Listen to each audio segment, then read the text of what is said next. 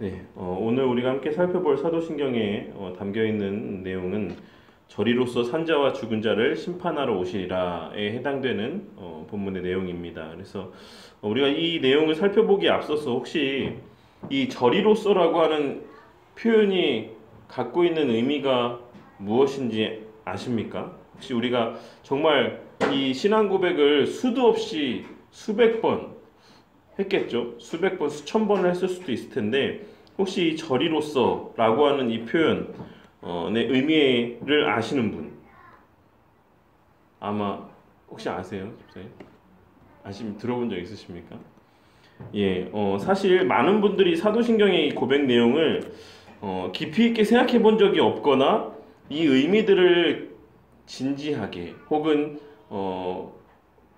뭐라 그럴까요? 어쨌든 집중적으로 좀 배워본 적이 없는 경우가 대부분입니다. 그래서 여기에 사실 우리가 흔하게 쓰지 않는 표현들이 담겨져 있음에도 불구하고 그리고 그 의미가 무엇인지 잘 모름에도 불구하고 우리가 그냥 습관적으로 형식적으로 신앙 고백을 했을 때가 많이 있다라는 사실입니다. 그래서 이 저리로서라는 표현도 그렇고 이후에 이제 나중에 살펴보겠지만 대개라는 표현도 그래요. 대개라는 표현도 오늘날에는 흔하게 쓰지 않는 표현입니다. 물론 사전에는 명명되어 있긴 하지만 이 대개라는 표현은 그럼 무슨 뜻인지 아시겠습니까? 대부분의 사람들이 이 대개라는 뜻이 대부분, 그러니까 전체 어떤 거의 모든 부분 이런 거를 의미하는 표현이라고 생각하시는 경우들이 있어요. 근데 이 대개라는 표현 그리고 이 저리로서라는 표현은 우리가 흔히 알고 있는 혹은 알지 못하는 잘못 알고 있는 그런 의미가 아니다라는 사실입니다. 그래서 어쨌든 이 저리로서라는 표현은 거기로부터라는 표현이에요. 거기로부터, 그 장소로부터라는 표현입니다. 그리고 대개라는 것은 어떤 큰 대자입니다. 그러니까 큰 원칙으로서 말하건대라는 그런 의미예요. 근데 이런 표현들이 지금에는 잘 사용하지 않는 그런 표현입니다. 그러니까 이거를 제대로 어떤 배워보지 않으면 이 의미들에 대해서 낱낱이 우리가 그 의미들을 살펴보지 않으면 사실 이 우리가 흔하게 고백하는 우리 입술의 습관처럼 그냥 입에 붙어서 나오는 이 표현들이 무슨 의미인지도 모르고 우리가 신앙 고백을 한다라는 것이에요. 그래서 어쨌든 이러한 시간 이런 기회 가운데 이 의미가 어떤 의미인지를 꼭 깨달으시기를 바라겠습니다. 그래서 최근에 새롭게 번역된 사도신경의 내용에는 이 저리로서를 거기로부터라고 이렇게 번역을 해놓기도 했어요. 근데 그것이 맞는 또 번역이라고 할 수가 있겠습니다. 시대가 많이 또 변화됐으니까. 뭐 어쨌든 이전 시간에 우리가 함께 살펴봤었던 보좌 우편에 앉아 계시다가라고 하는 표현과 오늘의 이 표현을 이제 이어서 생각을 해보자면 그 보좌 우편에 앉아 계시다가 이제 거기로부터 이제 심판하러 산자와 죽은 자를 심판하러 오실 것임을 믿습니다라고 하는 그런 이어지는 어떤 그러한 내용으로 우리가 이해할 수 있을 것이다라고 생각이 됩니다. 오늘 우리가 함께 생각해볼 이 신앙의 고백의 내용은 사실 우리가 너무나도 잘 알고 있는 내용이기도 하지만 또 다시 말하면은 너무나도 잘 모르고 살아가는 그러한 내용이기도 할 수가 있습니다. 그리고 혹은 모르는 것처럼 살아가고 있는, 애써 외면하며 살아가고 있는 어떤 그런 신앙의 고백의 내용이라고도 할 수가 있어요. 잘 알고 있는 것처럼 예수님의 재림과 관계되어 있는 우리의 신앙 고백의 내용이 담겨져 있는 부분입니다. 오늘 우리가 함께 다루는 이 신앙 고백 내용에는 표면적으로 크게 두 가지의 내용이 의미가 담겨져 있어요. 첫째로는 예수님께서 반드시 다시 오신다. 예수님께서 반드시 이 땅에 다시 재림하실 때가 있다. 그리고 또 하나는 다시 오시는 그 목적은 심판을 하시기 위함이다. 이 두 가지 의미가 우리가 고백하는 신앙의 그런 고백의 의미 가운데 담겨져 있습니다. 이 내용들을 중심으로 해서 오늘의 이 신앙 고백에 담긴 내용에 담긴 의미를 생각을 해보자면 첫째로는 주님께서 반드시 이 땅에 다시 오신다라는 것이에요. 성경은 곳곳에서 그 사실에 대해서 너무나도 분명하게 우리에게 선포하고 있습니다.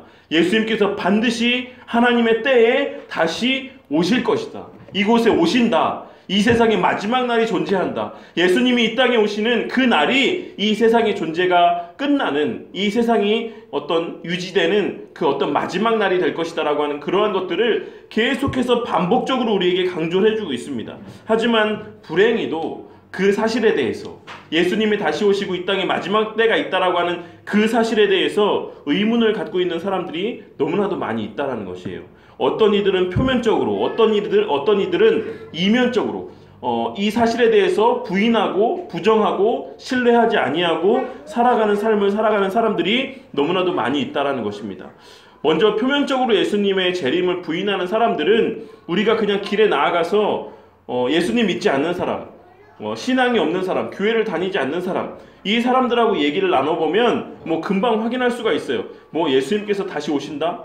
예수님께서 재림하신다? 예수님께서 심판하러 오신다? 이러한 사실에 대해서 믿지 않는 사람들을 우리가 흔히 볼 수 있다는 것입니다. 흔히 우리가 지금 알고 있는 퍼센테이지로 따졌을 때 80% 정도에 이르는 사람들, 10명 중에 7, 8명의 사람들은 이 사실에 대해서 믿지 않는 것을 표면적으로, 공적으로 자신의 입술을 통해서 나는 예수님 다시 오시는 것, 그게 말도 안 되는 것이다 라고 생각한다 라고 하는 것을 어렵지 않게 확인할 수가 있다는 것입니다.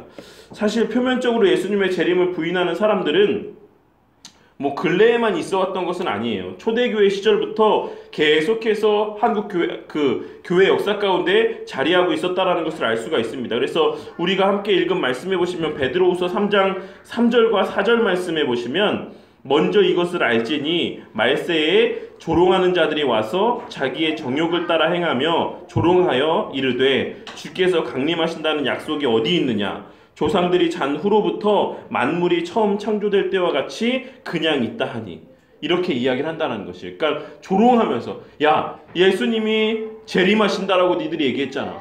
예수님이 재림하시면 죽은 자가 다시 살아난다라고 니들이 얘기했잖아. 그런데 그 징조가 어디 있냐? 도대체 죽은 자들 가운데 다시 살아날 만한 그런 기미가 어디서 나타나 보이느냐? 이렇게 우리를 손가락질하며 조롱하는 사람들이 있다라고 이렇게 베드로 사도가 기록을 하고 있다라는 것입니다. 본문에서 말세라고 번역이 되어 있는 것은 예수님이 재림하실 때 그때 한정적인 어떤 제한된 그때 말세를 이야기하고 있는 것이 아니에요. 우리가 이 뉘앙스 때문에 마지막 때 예수님 재림하실 때 그때 이 사람들이 이렇게 이야기할 것이다 라고 오해를 할 수가 있겠지만, 이 표현은 히브리서 1장 2절 말씀에 기록된 표현과 마지막 날에 라고 번역된 표현과 동일한 맥락의 의미입니다. 그래서 예수님의 초림 이후에, 예수님이 이 땅에 오신 이후에 지금 우리가 살아가고 있는 이 모든 전 신약 성경, 이 신약 시대 전체를 아우르고 있는 의미의 표현이다라고 우리가 이해를 해야지만 됩니다. 그래서 예수님의 초림 이후로부터 계속해서 사람들은 우리를 향해서 이렇게 조롱할 것이다라고 이야기를 하고 있는 것이에요. 그 마지막 때까지, 예수님 재림하는 그 순간까지, 그 지금부터 베드로 사도가 있었던 그 시대부터 계속해서 사람들은 도대체 예수님이 재림하는 거냐? 마지막 때가 있는 거냐? 죽은 자가 다시 살아나는 거냐? 그런 것을 정말 믿는 거냐? 이렇게 우리를 향해서 손가락질하며 우리를 조롱한다라고 이렇게 고백을 하고 있는 것입니다. 이 베드로후서가 쓰여진 것은 기원 후 64년에서 68년 사이에 쓰여졌어요. 그러니까 이때에도 이런 말을 한다라는 것은 이런 말을 하고 있는 사람들이 당시에도 있었다라는 것입니다.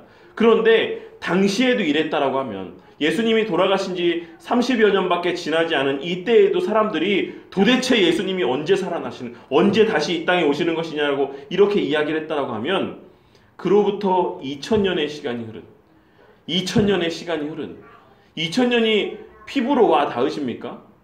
2000년이라는 시간이, 그 2000년이라는 시간이 흐른 지금에 와서 사람들에게 그런 말을 하는 것은 어쩌면 너무나도 당연할 것이다라고 생각이 돼요.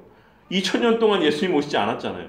예수님께서 속히 다시 오신다라고 말씀하셨는데 여전히 예수님께서 이 땅에 다시 오실 만한 어떤 그런 우리가 피부로 체험되어지는 어떤 그런 현상들이 없다라는 것입니다. 물론 깨어있는 자들 가운데에서는 우리가 기록된 말씀을 통해서 그것을 분별할 수 있겠지만, 모든 사람들, 대다수의 사람들의 눈에 비치기에는 이 세상이 계속해서 유지되어져 갈 것만 같이 그렇게 여겨진다라는 사실이에요. 그렇기 때문에 그때 당시보다 지금 더 많은 사람들이 예수님의 재림을 믿고 있는 우리를 향해서 이러한 조롱의 말을 던진다라는 사실입니다.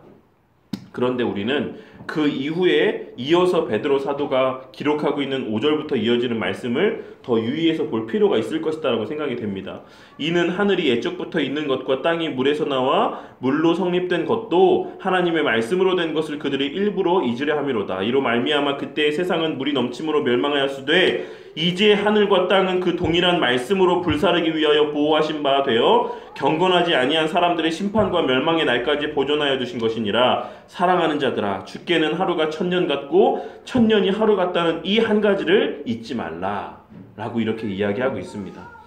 우리에게는, 그러니까 베드로 사도가 지금 시대에 우리에게 주는 메시지다라고 생각을 합니다. 2000년이라는 시간이 흐른 이후에 우리를 향해서 사랑하는 자들아, 주께는 하루가 천년 같고 천년이 하루 같다.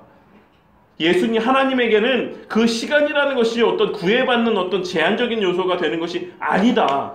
하나님에게 있어서 지금 우리는 2000년이라는 시간을 살아왔지만 그것은 단지 우리가 체감하는 이틀의 삶을 사는 것과 같이 짧게만 여겨지는 시간이다.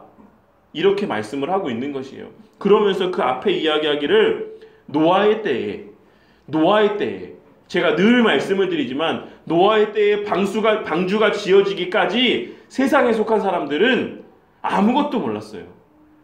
이 땅이 홍수로 멸망할 것이다라는 것을 꿈도 꾸지 않았습니다. 이 세상이 계속해서 유지될 것이다라고 그렇게 믿고 그들은 시집가고 장가가며 먹고 마시며 세월을 보내고 있었다라는 사실이에요. 주님께서 그 물로 심판하시기를 기다리시고 참으시고 그 시간을 계속해서 유지하고 있으셨던 것은 단지 노아의 방주가 완성되는 것을 기다리셨다라는 것을 우리가 성경에 기록된 말씀을 통해서 너무나도 잘 알고 있습니다. 그렇다는 것을 봤을 때 지금 이 세상에 유지되는 것 무엇 때문입니까? 방주가 예표하는 것이 무엇이다라고 말씀드렸죠? 교회입니다. 교회. 이 땅에서의 지상에서의 그런 참된 본질적인 의미의 교회라는 것이, 주의 몸된 교회라는 것이 온전히 세워지기까지, 택한 백성들이 다 구원받을 그때까지 참으시고 있는 것이에요. 단지 구속 역사를 위한 어떤 도구로서 지금 이 세상의 모든 만물이 자리하고 있다는 것입니다. 거기에는 아무런 소망이 없다는 것입니다. 그때가 찼을 때 이 모든 것은 언제 여기에 이런 것이 있었냐는 듯이 이 모든 것이 다 사라지는 그 날이 올 것이다라고 이렇게 베드로 사도가 다시 한번 말씀하고 있는 것이에요. 사랑하는 자들아, 우리가 이것이 천년 만년 유지될 것만 같이 여길지 모르겠지만 주의 때는 우리가 함께 오늘 예배를 시작하며 이 말씀을 살펴보기에 앞서 살펴본 말씀에서 같이 주의 약속은 어떤 이들이 더디다고 생각하는 것 같이 더딘 것이 아니다. 언제 주님께서 다시 오시는 것이냐라고, 도대체 얼마나 더 기다려야 되는 것이냐고 이렇게 생각하는 것처럼 그렇게 더딘 것이 아니다. 주께는 천년이 하루 같다. 언제 이제 주님께서 재림하실지 우리는 알지 못한다. 그러나 주의 날이 도둑같이 오리니 그날에는 하늘이 큰 소리로 떠나가고 물질이 뜨거운 불에 풀어지고 땅과 그 중에 있는 모든 일이 드러나리로다. 이 모든 것이 이렇게 풀어지리니 너희가 어떠한 사람이 되어야 마땅하냐? 거룩한 행실과 경건함으로 하나님의 날이 임하기를 바라보고 간절히 사모하라. 이렇게 말씀하고 있는 것이에요. 언제 마지막 때가 올지 알지 못한다. 하지만 반드시 그때가 있다. 그리고 그것은 불현듯이 임한다. 그러니까 경건함으로 거룩한 행실로 그렇게 마지막 때를 준비하며 살아가라고 베드로 사도가 우리에게 권면을 하고 있다는 사실입니다. 많은 사람들이 마지막 때가 있는 것을 알건 모르건, 그것을 인정하던 인정하지 않던, 많은 과학자들이, 미래학자들이 미래가 어떻게 될 것이다라고 그것을 예측하던 말던, 하나님이 정하신 때가 되면 노아의 때와 같이 우리 주님께서 불현듯 임하시고 마지막 심판의 때가 있을 것이다라고 성경은 우리에게 증거를 하고 있습니다. 지금이라도, 지금의 이 세상이 어제와 같이 오늘과 같이 또 내일도 영원히 보존될 것만 같이 그렇게 보여질지라도 그것은 단지 한시적으로 유지되고 있다는 것을 우리가 꼭 기억을 해야지만 되겠습니다. 그런데 불행히도 예수님의 재림을 믿지 않는 것은, 그러니까 이와 같은 사실을 믿지 않는 것은 세상에 속한 사람들은 당연하죠. 노아의 때와 같이 그 방주에 들어오기로 작정되지 않은 사람들에게는 그게 너무 당연합니다. 그게 말이 되지 않는 일이지 않습니까? 비가 와서 이 세상의 만물 모든 것이 물에 잠기게 될 것이다라는 사실에 대해서 그것을 논리적으로 수긍할 만한 사람이 어디에 있겠습니까? 그러니까 믿지 않는 사람, 그러니까 교회 안에 속해 있지 않은 사람들이 그렇게 생각하는 것은 너무나도 당연하다라고 생각이 됩니다. 그런데 그것이 단지 그 사람들에게만 해당되는 말씀이 아니다라는 것이 우리 가운데 참 깨달아야지만 되는 하나의 경계해야지만 될 사실이라고 생각이 됩니다. 앞서 표면적으로 예수님의 재림을 부인하며 살아가는 자들이 있다고 말씀드리면서 동시에 이면적으로 그 사실에 대해서 부인하며 살아가는 사람들이 있다라고 말씀을 드렸는데, 이 시대 많은 교인의 삶 가운데 이러한 모습들, 마지막 때가 없는 것처럼 아니면 마지막 때를 있는 것을 모른 척하며 살아가는 그런 삶의 모습이 이 시대의 많은 성도들의 삶 가운데, 그런 모습들 가운데 나타나고 있다라는 것입니다. 안타깝게도 입으로는 마지막 때가 있음을 제가 믿습니다. 입으로는 제가 주님의 재림하심을 믿습니다라고 고백을 하지만 그 삶의 모습에 있어서는 주님 다시 안 올 것처럼, 혹은 주님이 내 때에는 오지 말았으면 하는 것처럼 그렇게 바라지 않는, 주의 재림을 바라지 않는 그런 삶을 살아가는 자들이 교회 안에 너무나도 많이 있다라는 것입니다.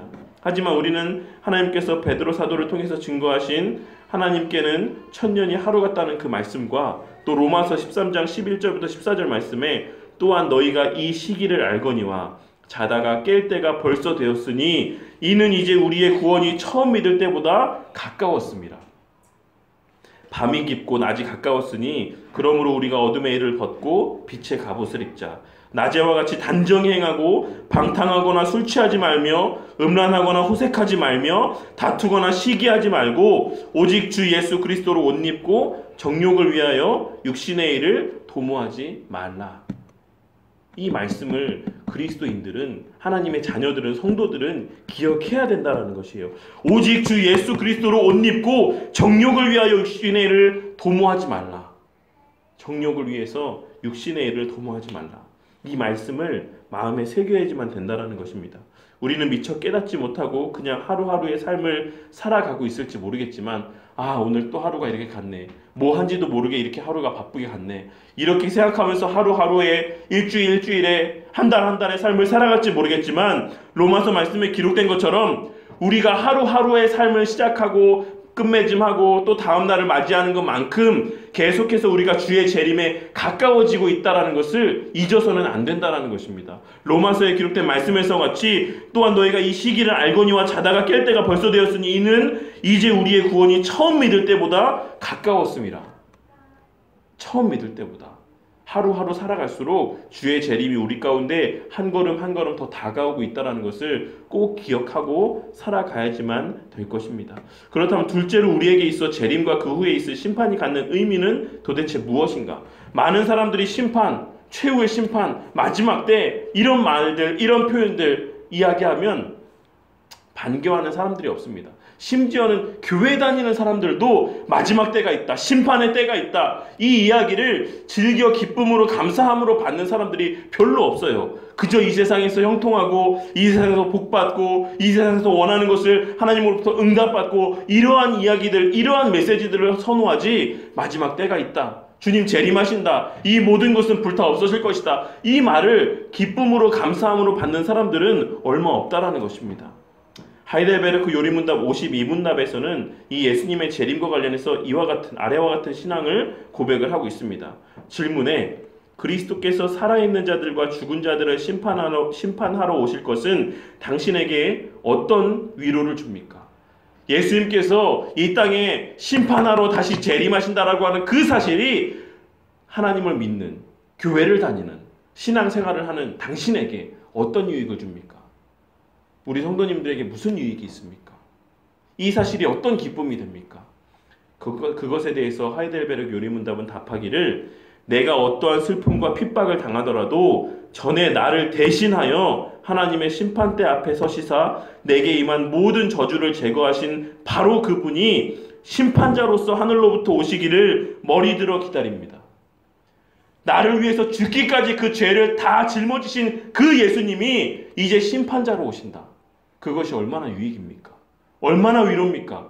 나를 위해서 그 모든 이 땅에서 당할 수 있는 모든 고난을 해가신 분이 이제는 심판주로 오신다라는 것이에요. 내 편으로 이 세상을 심판하시기 위해서. 세상에 살아가는 가운데 우리가 뭐 재판을 받을 일이 뭐 그렇게 많지는 않지만 우리가 재판에 받기에 앞서서 재판을 당하는데, 그 재판의 자리에 가는데 그 재판장이, 그 선고를 하는 재판장이 무조건적으로 내 편을 드는 사람이다, 그러한 재판을 받으러 간다. 그것이 우리에게 주는 얼마나 큰 위로가 있는지 아마 이러한 경험들이 있으신 분은 아실 것이다라고 생각이 됩니다. 현실 세계에서는 그런 일이 있을 수가 없죠. 무조건적으로 내가 잘못했는데도 내 편을 들어서 판결을 내려주는 그런 판사는 존재하지 않습니다. 그런데 예수님께서 이 땅에 재림하신다라는 것은 무조건적으로 내 편을 들어주시는 그 재판장이, 그 판사가 이 땅에 심판하러 오신다라는 그러한 말씀입니다. 그것이 우리에게 너무나도 큰 유익이 된다라는 것이에요. 그리고 그가 그의 모든 원수들, 곧 나의 원수들은 영원한 멸망으로 형벌하실 것이며 나는 그의 택함을 받은 모든 사람들과 함께 하늘의 기쁨과 영광 가운데 그에게로 이끌어 들이실 것입니다. 이것이 위로가 된다라는 것이에요. 이 땅에서의 모든 어떤 고통과 이 땅에서의 모든 어떤 슬픔과 핍박을 다 끝내시고 나를 기쁨과 영광 가운데 그에게로 이끌어 들이실 것이 그것이 나에게 영적인 유익이 됩니다라고 이렇게 고백을 하고 있다라는 사실입니다. 예수님의 재림과 심판이라는 것은 우리 믿는 사람들에게 있어서는 삶의 위로이자 실제적인 영적 유익을 주는 사건이다라는 것을 꼭 기억을 하셔야지만 돼요. 마지막 때에 절대적으로 우리의 편을 들어주는 그 분이 심판자로 이 땅에 오신다라고 하는 것. 그런데 그 전제 조건이 있습니다. 그것이 무엇이냐면 슬픔과 핍박 가운데 있기 때문이다라는 것이에요. 우리가 슬픔과 핍박 가운데 있기 때문에 예수님이 오시는 것을 기다린다라는 것입니다. 그럼 반면에 이것을 반대로 우리가 풀어서 설명을 하자면 우리가 왜 이 시대에 살아가는 많은 그리스도인들이 예수님의 재림을 기다리지 않습니까? 고대하지 않습니까? 혹은 그 마음 가운데 은밀한 중에 그 깊고 깊은 그 사람의 내면을 들여다보면 예수님 오늘은 안 왔으면 좋겠다. 내일은 오지 않았으면 좋겠다. 왜 그런 마음을 갖습니까? 우리가 그렇게 인정하지 않는다라고 할지라도 실제로 그런 마음을 갖고 살아가는 사람들이 있습니다. 주님 다시 오시는 건 좋은데 오늘 밤은 아니었으면 좋겠다. 내가 주님 만나는 건 좋은데 오늘 밤은 아니었으면 좋겠다. 그런 마음을 갖고 수많은 그리스도인들이 지금도 하나님을 가장 사랑한다라고 고백하며 그렇게 하루하루를 살아가고 있다라는 것입니다. 왜 그들이 주님 다시 만나는 그날을 간절히 고대하지 않습니까? 그것은 그들의 삶 가운데 슬픔과 핍박이 없기 때문입니다. 이 세상에서 누릴 유익들이 있기 때문에 그래요. 이 세상에서 하나님을 만나고 하나님과 교제하는 것보다 더 즐거운 일들이 있기 때문에 그렇습니다. 더 바라는 것들이 여전히 이 땅에 남아있기 때문에 그것 좀 더 누리고 내가 천국에 가고 주님 다시 만나고 싶다라고 하는 그런 마음이 그들 가운데 있다라는 것이에요. 그런데 이 세상 살아가는 가운데 그리스도인으로서 받는 슬픔과 그리스도인으로서 받는 핍박을 아는 자, 경험하는 자는 주님 다시 오시는 그날을 고대하며 살아가는 것이고 주님이 반드시 내가 다시 올 것이다라고 하는 그 약속이 그 사람들에게는 큰 위로고 유익이 될 것이다라는 것을 꼭 기억을 해야지만 되겠습니다. 우리에게 그리스도인으로서 당하는 슬픔이 무엇이 있겠습니까? 그리스도인으로서 당하는 슬픔. 세상 사람들이 다 겪는 그런 슬픔도 슬픔이겠지만 유독 그 가운데 그리스도인들 많이 겪는 슬픔이 뭐가 있겠습니까? 대표적으로 우리가 날마다 짓는 죄 때문에 오는 그런 슬픔들이 있어요. 제가 앞서 지난 시간인가 한번 말씀을 드린 적이 있는데 하나님의 원수의 본질은 누굽니까? 사탄이에요. 사탄. 사탄이 우리를 향해서 던지는 메시지가 무엇입니까? 예전에도 말씀드렸지만 내까짓게 무슨 성도라고, 니까짓게 무슨 그리스도인이라고 교회를 가고 예배를 드리고 기도를 하고 하나님 앞에 간구를 하고 그런 겉으로만 거룩해 보이는 그런 삶을 살아가느냐. 네 본질은 그렇지 않지 않느냐. 네 속은 너무나도 더럽지 않지 않느냐. 사람들은 모르지만 나는 안다. 그런 말, 그런 마음들을 우리에게 준다라는 것이에요. 우리가 육신의 연약함 때문에 날마다 넘어지는 그것을 사단은 기뻐하며 우리를 조롱한다라는 것입니다. 네가 그러면 그렇지. 내가 네 그럴 줄 알았다. 네가 그렇게 거룩한 삶을 추구한다라고 간구한다고 기도하지만 네가 결국에는 또 그렇게 범죄하고 넘어질 줄 나는 알았다. 그렇게 사단이 우리를 손가락질하며 조롱한다라는 것입니다. 그러한 사실에서 오는 슬픔들이 있다라는 것이에요. 예수 믿는 사람, 거듭난 사람이라고 하면 죄를 짓지 않고 싶은데 거룩한 삶을 살고 싶은데 하나님을 기쁘시게 하는 그러한 삶만 살고 싶은데 현실은 그렇지 않음에 대해서 애통하고 정말 마음 가운데 가슴을 치는 슬픔이 있다라는 것입니다. 그런데 그러한 자들에게 있어서 이 예수님의 재림이라는 것, 우리가 더 이상 죄 짓지 않는, 더 이상 죄와 싸우지 않아도 되는 그 날이 우리에게 오고 있다라는 사실이 그러한 사람들에게 있어서는, 죄와 치열한 싸움을 벌이고 있는 그 사람들에게는 이 사실이 위로가 된다라는 것이에요. 그리고 핍박은 너무나도 잘 아시겠죠. 우리가 그리스도인으로 삶으로 말미암아서 당하는 핍박들, 세상 사람들로부터 받는 손가락질들, 너만 그렇게 유별나게 예수 믿냐? 너만 그렇게 유별나게 교회 다닌다는 티를 내냐? 하는 핍박들, 혹은 복음을 전하면서 당하는 사람들의 차가운 냉대와 어떤 그러한 차가운 어떤 그런 핍박의 그런 마음들, 모습들, 이러한 것들에 대해서 우리가 그런 경험을 갖고 살아가는 사람들에게 있어서는 이 하나님의, 예수님의 재림하신다는 이 약속이 큰 위로가 된다는 사실입니다. 마지막 때에 사단 앞에서 이 아이가, 너가 그렇게 손가락질했던 이 아이가 내가 핏값 주고 산 내 자녀다라고 선포해 주시는 그때, 그 어떤 감격의 순간을 많은 그리스도인들이 사모하며 살아가며 그때를 바라보며 이 땅에서의 그 모든 고난과 핍박과 슬픔들을 이겨내는 삶을 살아갈 수 있다는 사실입니다. 많은 사람들이 손가락질했던 그 나의 삶의 모습을 우리 주님께서 인정해 주실 그 날이 있다는 것이에요.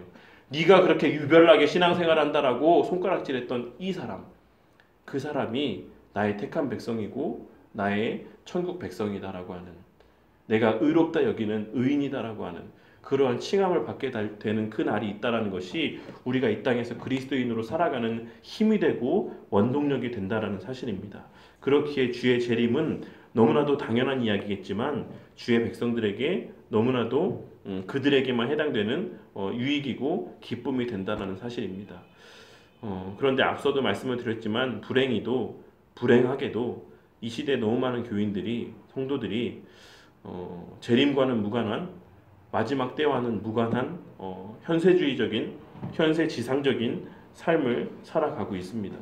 우리가 일부의 이단들이 주장하는 것처럼 잘못된 어떤 종말론에 빠져서 집도 팔고 갖고 있는 거 다 팔아서 교회 헌금하고 보험도 안 들고 그냥 주님 오실 날을 그냥 기도하며 그냥 그 자리에 앉아서, 예배당에 앉아서 그렇게 세월을 보내는 그런 극단주의적인 잘못된 종말론을 갖고 살아가는 것도 잘못된 일이지만, 사실 개인적으로는 이 시대에 그렇게 어떤 제한적인 사람들만 갖고 있는 그런 잘못된 극단적인 종말론을 갖고 살아가는 것보다 보편적으로 많은 사람들이 가지고 살아가고 있는 말세와 무관한 삶을 살아가는 삶의 모습이 저는 더 주의해야 될 삶의 모습이 된다라고 생각이 됩니다.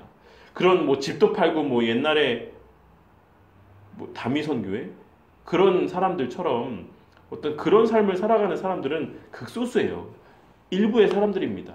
그런데 더 많은 보편적인 사람들이 마치 마지막 때가 오지 않을 것처럼 그렇게 생각하고 이 현실에서의 더 기쁨들, 더 만족들을 누리기 위해서 살아가는 그러한 신앙을 갖고 살아가는 성도들이 교회 안에 너무나도 많이 있다라는, 그것이 교회 가운데 더 큰 문제가 된다라는 것입니다. 우리는 그리스도의 지체라는 것을 잊어서는 안 돼요. 그리고 예수님의 재림이라는 것은 구속의 완성이 된다는 것, 구속 역사의 종착점이 된다는 것을 꼭 기억을 하시기를 바랍니다. 우리가 그리스도의 지체가 맞다라고 하면, 우리의 머리가 그리스도이심을 믿는다라고 하면 우리 또한도 그 일을 위해서, 예수님의 재림하시고 그 구속 역사를 완성하시는 그 일을 위해서 그 날까지 묵묵히 내가 있는 자리에서 그 머리 되신 그리스도의 목적을 이루기 위해 한날 한날의 삶을 살아가야지만 된다라는 것입니다. 좀 더 좋은 거 먹고 기쁜 거 받아 누리기 위해서, 좋은 데 여행 가기 위해서, 세상 사람들에게 보여지기 위한 그런 삶이 아니라 하나님 앞에 보여지기 위한 그런 삶을 사는데, 우리 한날 한날의 삶을 그렇게 유용하며 그렇게 선용하며 살아가는 삶을 살아가는 것이, 그것이 바로 바른 종말론을 갖고 살아가는 그리스도인의 신자된 삶의 모습이 된다는 것이에요. 오늘 이 시간에 이 말씀을 들으며 한번 곰곰이 생각을 해보시기를 바랍니다. 내가 정말 주의 재림을 고대하며 살아가고 있는지, 오늘 당장 내가 이 땅에서의 생을 마감한다라고 할지라도 정말 후회 없이 주님을 만날 수 있는 어떤 그런 한날의 오늘 삶을 살았는지, 내가 지금 무엇을 위해 이렇게 땀 흘리며 수고하고 살아가는지, 무엇을 향해서 걸어가고 있는지, 내가 어떤 사람들과 함께 이야기하며 어떤 사람들과 가치를 공유하며 어떤 사람들과 함께 이 세상에서의 하나님이 주신 내 귀한 시간들을 보내고 있는지를 한번 생각을 해보시기를 바랍니다. 혹 하나님의 원수된 자들과 그들의 가치를 함께 쫓으며 내 유익과 만족을 위해서 살아가고 있는 것은 아닌지 늘 스스로의 삶을 반추하고 돌이켜 봐야지만 된다는 것입니다. 그것이 바른 종말론을 갖고 살아가는 사람들의 삶의 모습이다라는 것이에요. 그리고 형제를 사랑하는 삶을 살아야지만 돼요. 내게 유익을 주는 사람이 아니라 내게 도움이 되고 물질적으로 많은 부를 갖다 줄 수 있는 그런 사람들을 사랑하는 것이 아니라 내 형제, 그리스도 안에서 형제 자매된 내 영적인 참된 고륙들을 사랑하며 이 땅에서 그들을 대접하며 그들을 섬기며 살아가야지만 된다는 것입니다.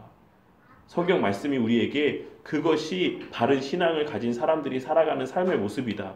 그것이 주의 오른편에 양무리에 놓이는 사람들의 삶의 모습이다 라고 우리에게 증거하고 있다는 사실입니다.